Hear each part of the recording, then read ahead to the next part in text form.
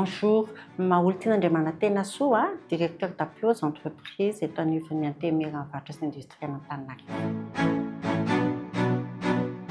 Ny atao hoe CCIA dia fanalavana azy moa zany hoe Chambre de commerce et d'industrie d'Antananarivo. Mission-any dia appui au secteur privé, zany hoe manampy ireo mpandraharaha malagasy eto amin'ny nivon'ny faritra Analamanga.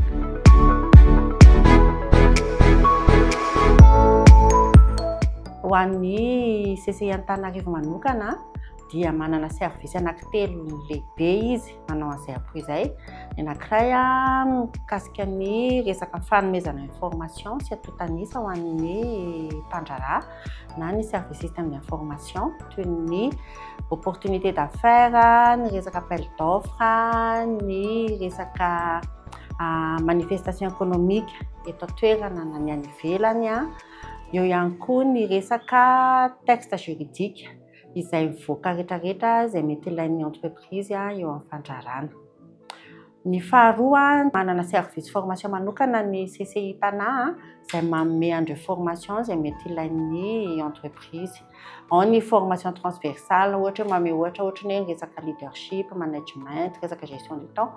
Ao ihany koa ny formation technique izay indrindrindrindra ho antsika eny anivon'ny district ohatra hoe fomba fiompiana kogasina tsaraina, ny gestion simplifiée, rehefa mety ilain'ny mpandraharaha na madinika izy na salatsala na vaventy eo amin'ny fandraharahana eto anivon'ny faritra Analamanga.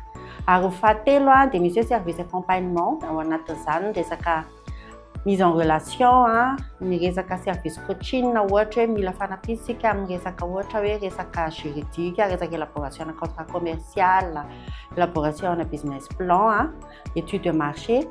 Dia izay no anisan'ny asa ataony ao amin'ny accompagnement.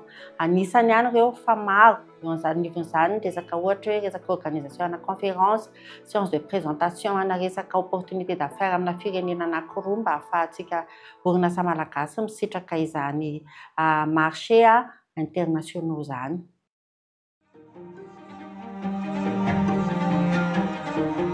Araka voalazako teo izay orinasa formel moa zany filazantsika anazy manana carte statistique, manana carte fiscale enregistré anaty registre du commerce dia mpikambana d'office ato amin'ny chambre de commerce, zany hoe araka ny texte amin'ny regiran'ny statut chambre de commerce dia mila manana andreo papier administratif ireo zany vao afaka miditra mpikambana ato amin'ny chambre de commerce. Tsy mifidy secteur, tsy mifidy taille, tsy mifidy toerana fa rehefa eto Analamanga dia afaka miditra mpikambana ato amin'ny chambre de commerce avokoa.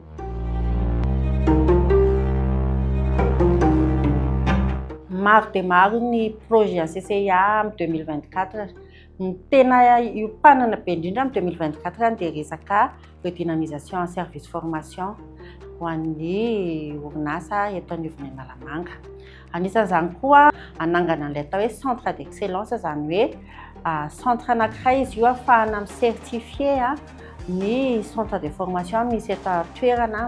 Ankoatran'izay zavatra ngezabe izay tsy azo adinintsika koa dia ho fanampianantsika rehetrarehetra manomboka any amin'ny producteur ka hatrany amin'ny mpivarotra dia nametraka ihany koa entina hanatsarana an'ilay service bazary madaza efa eto anivon'ny chambre de commerce Tana moa zany ny resaka mise en place na place de marché virtuel. Anisany ihany ireo fa ny anankiray ngeza be indrindra koa dia ny opérationnalisation an'ilay espace coworking izay atao amin'ny rez-de-chaussée izay entina hanampiana bebe kokoa antsika mpandraharaha ho an'izay tsika mitady toerana tsy manana toerana iasana na hoe toerana anaovana animation na toerana anaovana réunion dia natokana ho antsika izay espace coworking izay ahafahantsika mampiroborobo ny fandraharahana.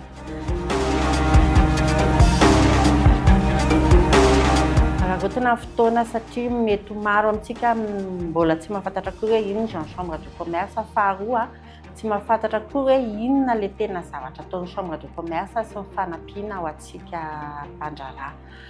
Fantatsika zany zay hoe inona ny mission, inona ny activité ka dia manentana antsika izay mbola tsy miditra mpikambana. Tsy mila zavatra ngezabe ny fidirana mpikambana fa misy fiche izay fotsiny fenoana dia afaka miditra mpikambana ianao dia afaka misitraka ireo service rehetrarehetra voalaza teo aloha teo dia tonga ava maro fa tsy hanenenanao ny miditra mpikambana ato aminay.